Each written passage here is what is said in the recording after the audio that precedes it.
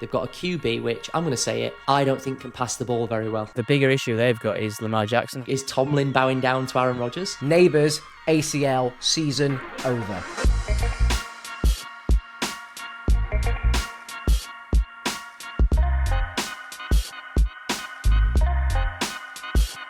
Welcome back to the Early Hours podcast. And boys, look, I'm also back from Dublin. These international games, whoa, they are coming thick and fast now, but that is really exciting. Look, before we get on to the rest of the episode, it's not an international game if I don't come back with a bunch of merch. So look, starting off small, we've got this pretty cool NFL Dublin pin. That was a nice little acquisition. You may have noticed this new hat. I didn't buy it, which was, I wish I could say the same for everything else, but I won it at the official Packers huddle, scanned the NFL One Pass app and rolled high and was able to win this hat alongside, get ready for this, a signed Keyshawn Nixon art card, a certificate on the back proving that it's real. I just want to say a massive thank you as well to Joan and Megan, lovely people from the official Packers team coming over, hosting that event. It was great to meet you, and hopefully we can touch base again further into the season, especially when we are out in Detroit for Thanksgiving. That would be amazing. Picked up this top that I wore on game day, but look, the star of the show, here it is. It's sold out pretty much everywhere online, but there was a pop-up store.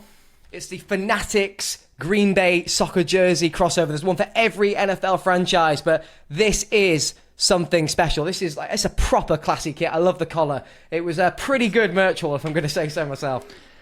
Absolutely. I mean, there's no wonder there was queues outside the Steelers NFL shop or whatever it was. So you appear to have grabbed everything you possibly can. There was not a lot left, let me tell you. The bank account's looking bad, but if there's one thing I really wanted, and look, they went instantly, it was the NFL Dublin football. It would have looked pretty good as a prop in the backdrop. Just could not get one, but we'll be looking out to try and get the London one definitely in a couple of weeks' time. Being on the ground, loved every second. Dublin really surprised me. Saw a lot of the sites, saw the players as well. That was pretty interesting. But look, Croke Park, that turned up. That was an atmosphere unlike anything I'd ever heard before. That genuinely felt like a Steelers home game. The terrible towels being waved, the desk, my watch kept pinging all the time because of the amount of noise in the air. And no wonder the Steelers were able to get the win with that much support in the crowd. Oh, they can be so happy with how it turned out. I think it really stood out to me. It's funny you mentioned that home Steelers atmosphere. It really stood out to me versus what you see in the London games. Obviously, we've attended them in the past ourselves. We're going again in a couple of weeks. More to come on that. Plenty to look forward to. But yeah, you generally see a real mixture of NFL fans, and that's amazing. That's a spectacle in itself, right? But to really, really bring home that sort of Steelers Irish feel to Croke Park was amazing. Even just watching from afar, it was spectacular to see the entrance, the anthems, even when the game finished, it was like they wouldn't let the players leave. Rogers and a few of the others were literally patting people down on the way back into the tunnel, giving out what they could. Metcalf giving fans gloves.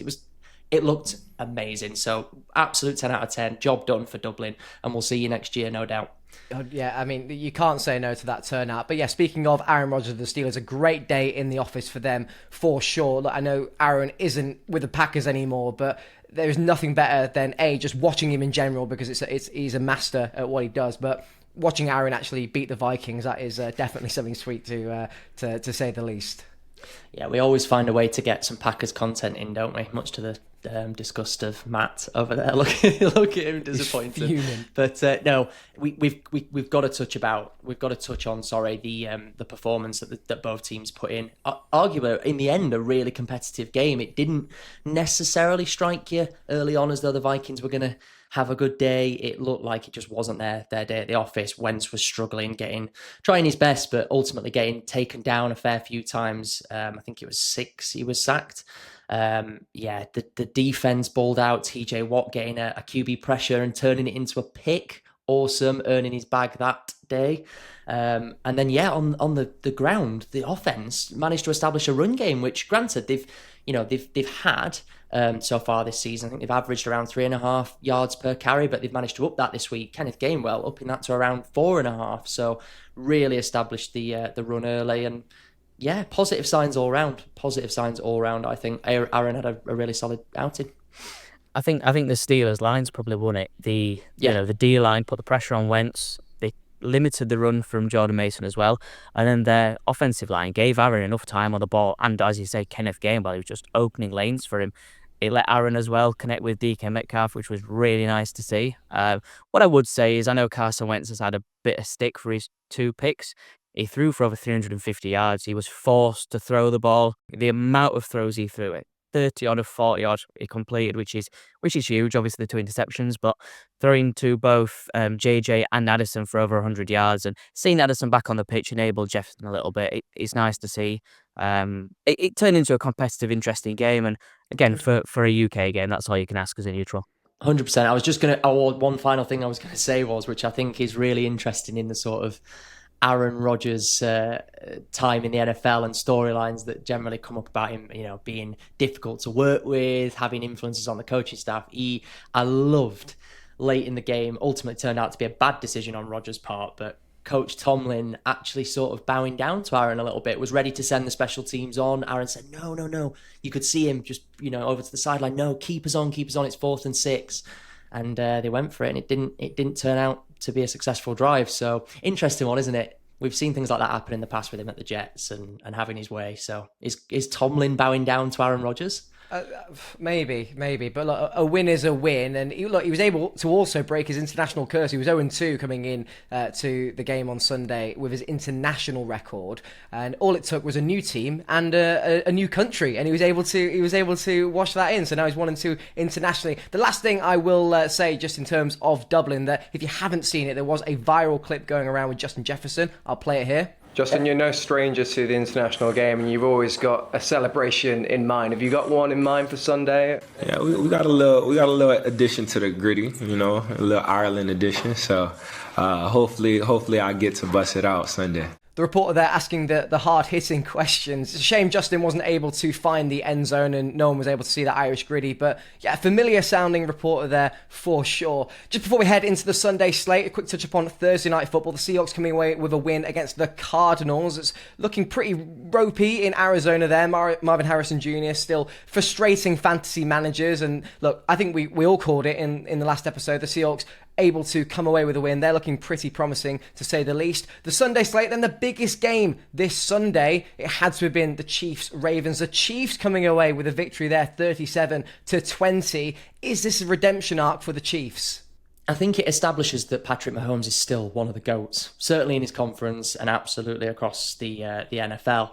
He's looked, it's amazing, isn't it? He's not necessarily got the weapons at the moment, and he still just looks unbelievable. Well, that's the conversation, isn't it? Is Mahomes capable of putting this team to the playoffs again with the limited arsenal that he's got? That will genuinely prove if he's the greatest of all time or not.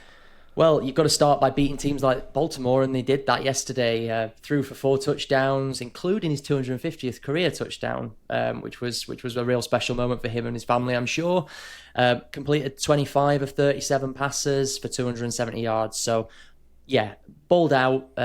Ultimately, they got the win. It was a very much needed win for both sides, and the Chiefs were the ones to come away with the victory. But Ravens were struggling. Yeah, Ravens really now struggling. 1-3. Smells, are they cooked? I think it all depends, doesn't it? The bigger issue they've got is Lamar Jackson had to leave the game.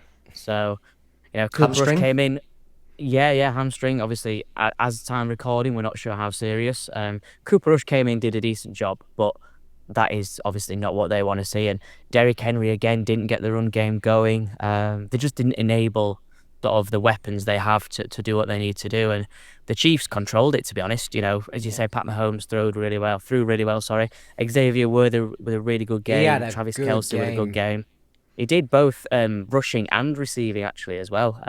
But they just seem to spread the ball out really well. And we were saying during the season, we were not worried about the Chiefs, but things weren't looking so good. Whereas now, it's flipped on its head. They found some form, and you'd have to say they're one of the form teams in the NFL at the moment again. I think with the Ravens this year, the film is what's exposing them. I think they've got a lot of film on how they were running the sort of reads between Henry and Lamar this year. The run looks to be a lot more contained. We've seen that in 2 ways. Obviously, Henry's fumbling a lot more, which is clearly it's not just coincidence at this stage. It's got to be a targeted practice from the opposition. And then Lamar just seems to be getting contained more. We saw it last week against the Lions. He had nowhere to go, and the Chiefs, like you were saying, Matt, they said they found real pressure on him, whether it's through the interior lineman or around the edge. They were really getting to him, and we actually thought that'd be a weakness for the Chiefs. We spoke about it in last week's episode. We thought the pass rush might not be there, but yeah, they look strong, and worrying times if you're a Baltimore fan. Really worrying, especially with the uncertainty of Lamar Jackson. He's so important for that side. More scores on the doors for the Sunday slate. The Rams 27, the Colts 20. Is this the downfall, the start of the Dan Jones downfall? Is he finally succumbed to one of those booby traps in his Indiana Jones saga? Who knows? The Texans whitewashing the Titans. A really bad day for Cam Ward. He's not particularly media trained at the moment. He dropped some swear words in his presser, and he's just saying, look, we have not come out on top. 0-4, a quarter of his game's just gone up in smoke, which is crazy. And then a game that happened literally about 8 hours ago of time of recording, the Packers and the Cowboys drawing. I was literally boarding the plane, going through security, watching this on my phone. 40 apiece. It's the second highest scoring tie. Obviously, Parsons being able to go back to the AT&T, managed to get his sack as well. Doesn't look like there's any love lost between him and the Cowboys, but yeah, I don't know. Is a draw worse than a loss? No, it can't be. A loss is a loss. We are technically walking away with half a win / half a loss. For me, the concern now is certainly looking at it on the Packers side of the ball, right? If we're going to look at this team as a potential championship winning team, either this year or next, or the window is only there open for so long. Rich Bisaccia and that special teams staff it needs to turn around. It's just infuriating. We've been at the helm of the conversation of these blocked field goals numerous times so far this season. Actually, Jordan had a really, really positive game. Neither picks from neither quarterback on both sides of the ball. I think offensively, both teams were really, really strong and productive, especially considering CeeDee Lamb was out for Dallas. Yeah, how good did George Pickens look, by the way? George Pickens looks unreal.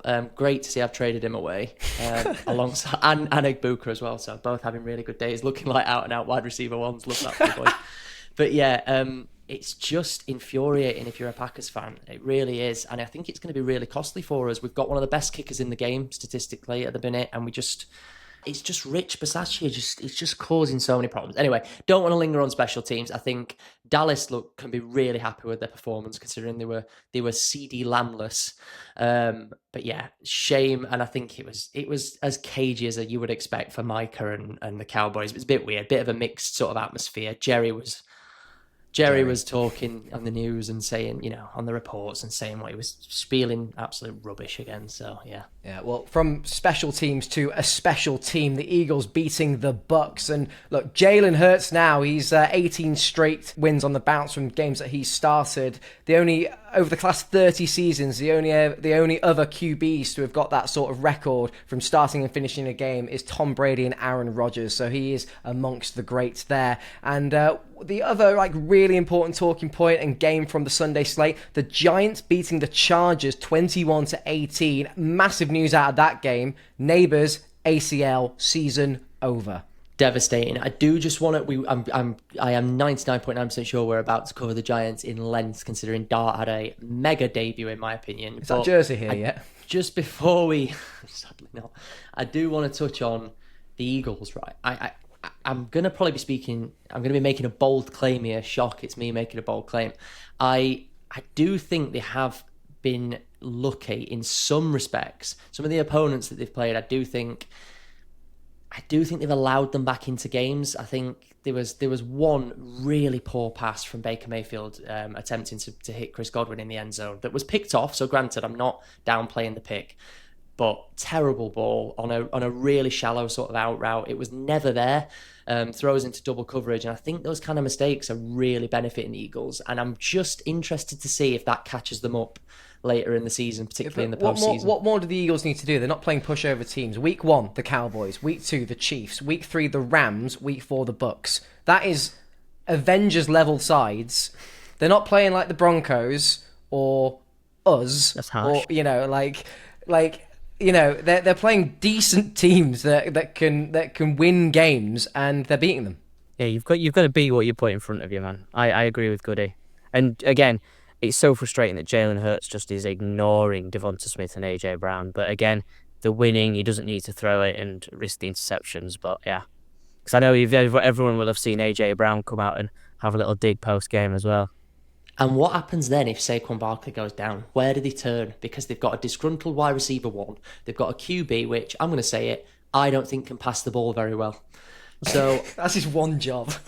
It's AJ Dillon, isn't it? Oh, God, yeah, it will be AJ Dillon. Anyway, Dart, what a QB. We're here now. We've just awoken the Jaxson Dart fan club. We've moved from one quarterback who can't pass to another one, so let's go. Listen, 111 yards, you're playing even less than Jalen Hurts. Toughest defense this season. The Chargers have been unstoppable. Harbaugh has got those in check, and Dart showed up for his debut. I'm telling you now, he's put a statement game out there. Cam Scatterbooth showed up for the debut, and the defense did. He threw for 111 yards, mate. I could throw for 111 yards. 13 of 20. So whilst the limited passes, yeah, he's delivered. And look, he's rushed for 54 yards. And he's rushed for a touchdown in the process. So his rushing's better than his passing, but it's the defense. You can't take away from the defense. Russ Wilson would have done a better job in the pass game. He's not. I've seen it all on social media. They've got the win. It's a great win. It's not because of Jaxson Dart. All right. Well, they play the Saints next week. That could be all of a sudden they're 2-0 in the Dart era. Do we still have that same conversation? Well, yeah, because the Saints are absolutely dog. Listen, before we bury any more teams, I think he had a really good debut. I think he had a really, really strong outing. Really, really gutted for Malik Neighbours and the Big Blue. It's disappointing for them because, yeah, he's their main, if not their only, real outlet. Although Scatterboo does look like he's getting there and he's turning up and he's helping the team. But Dart, I would say, please stop running into people. Slide. Learn how to slide. It can't go on. You're not in college anymore, and unfortunately at some point you are going to meet one of the big boys and they're going to hurt you. We already saw him go off briefly with a concussion sort of protocol on the sideline, bringing Russ back in, which I bet he couldn't believe his luck. But yeah, you can't do that. It's the NFL. You're going to get found out eventually. Russ has already got like half his bags packed, and then he's like, "Oh, actually, I might still be heading onto that field." Look, talking about teams that could potentially prove us wrong. Looking ahead to Monday Night Football, it's a doubleheader tonight. 2 teams here up against each other. Both of them are 0-3. Someone's always got to go there. It's the Dolphins versus the Jets. Who have you got, and who's going to disappoint you the least? I've got the Jets to win. I'm all in on the Jets today. I think, Justin Fields, Breece Hall, Garrett Wilson. I don't even think it's close. I think, Justin Fields is back as well. Let's not forget he's been injured. He's not the 0-3 quarterback. And I think it could be a little redemption arc for the boys in green tonight. That's really interesting. I agree. 110%. Well. I've got the Jets in this. I think it's a statement game for the Jets. Fields is back. Actually, contrary to what you're saying about Breece Hall, I think Braylon Allen is going to run the show in the run game tonight. He's getting all the goal line touches. He's getting all of the sort of red zone opportunities. I think he could have a really, really big night. So if you can still claim him in your fantasy, if he's sat on your waivers, go and grab Braylon Allen now. I think it's going to come down to, because it's going to be such a run-heavy game from both sides. We know Devon Achan's the story of the show, right? I think it's going to come down to the sort of front line on both sides of the ball defensively. Who can stop the run? Which linebackers are going to come out on top? Which edge rushers are going to get to those QBs, both of which we know can run. Interesting game. Big for that division as well. Bills and Patriots will be keeping a close eye on it for sure. How many points does Devon Achan need to bail you out of your week in fantasy? 85. How many? Sorry? 85. That's a lot of points. Ooh, well, you never know. You never know, 85. exactly. Yeah, if Tyreek Hill isn't getting any receptions, then look, Oliver, you might still win your week. The other game happening Monday night straight afterwards is the Broncos hosting the Bengals. Jake Browning, can he unlock Jamar Chase's potential? He's going to have a tough night against Patrick Surtain, isn't he? I know, obviously, we've got a big Pat Stan fan over here. Anything Jake throws up, it's coming back down with Pat, isn't it? I think. For me, again, it's Broncos the whole way. I don't see it being any different, which is strange really talking about a team with, Jamar Chase, etc. They need to just trade for someone, or they need to get rid of Trey Hendrickson, and I know I can think of a team who needs him. So, Yeah, it's a bust tonight for the Bengals for me. Is that team just lost their star edge rush by any chance to an ACL?